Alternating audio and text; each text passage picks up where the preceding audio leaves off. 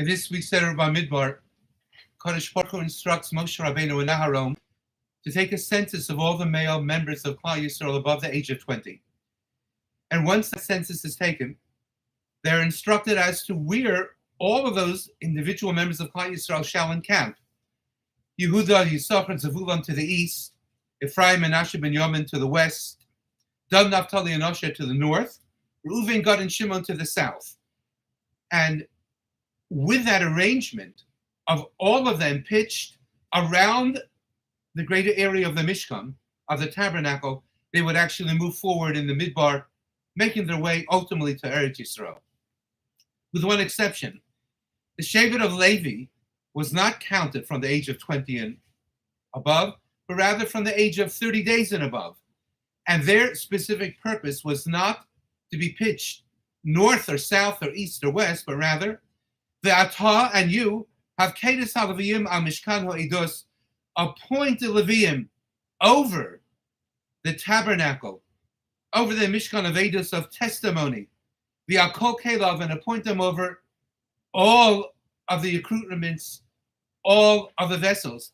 The Akol Shalo, Hema Yisuas HaMishkan, the Bnei Levi, the children of Levi, they will carry the Mishkan, Ves Kol Kelav, and all of the vessels.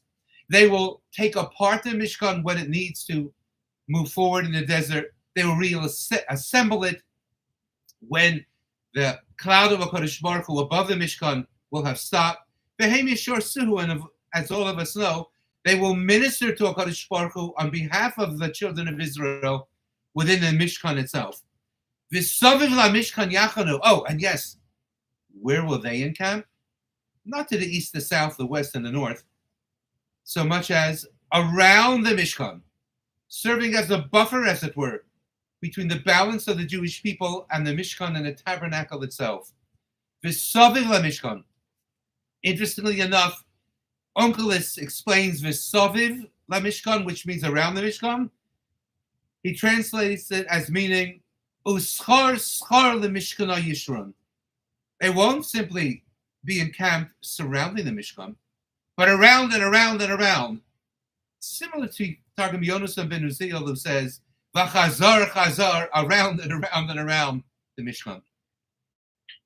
This bothered me until I realized that the Gemara in Zvachim tells us that David HaMelech turned to HaKadosh Baruch Hu as we read into Tehillim, and the pasuk says, David HaMelech took a shvua to Hashem Yisbarach, saying, Im ovo ba'oho beisi, im e'ele al eres yitzui. He took a shvua to HaKadosh Baruch Hu that he wouldn't go to sleep, as it were, willfully, according to certain explanations, or he wouldn't go upon his bed to sleep well at night. Until when? Emetein shnas le'enai la'afa poitanuma, until ad emsa mokom Hashem, Mishkanos la'aber Yaakov, until he would find a proper place for the Beis HaMikdash in the greater area of Yerushalayim and HaKodesh, in which those Leviim and Kohanim could serve HaKadosh Baruch Hu, toward which Bnei Yisrael could pray, in which the man of Israel could find his nexus, his point of connection with HaKadosh Baruch Hu. And indeed, the Gemara in Zvachim, the Dalet of the base, tells us that David HaMelech, when he was running from Shaul, he ran to Ramot, he ran to Shmuel HaNavi.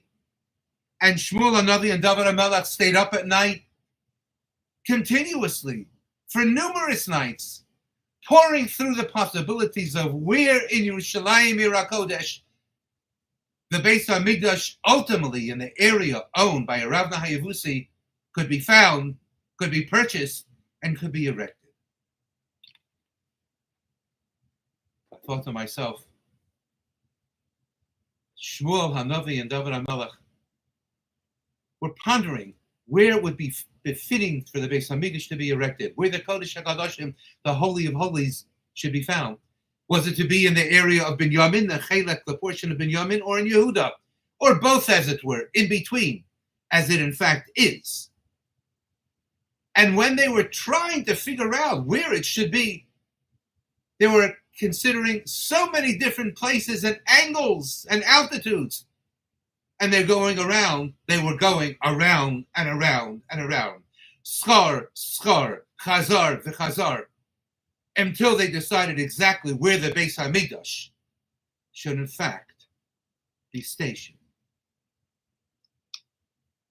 Well, 57 years ago,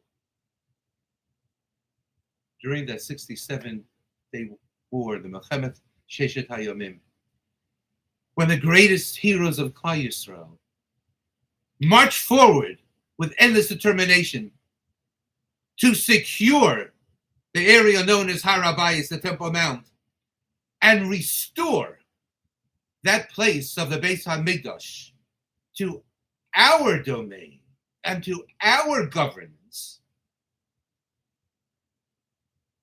It took a lot of going around and around and around and parachuting from the air and breaking through the Lion's Gate and other gates until they were successful.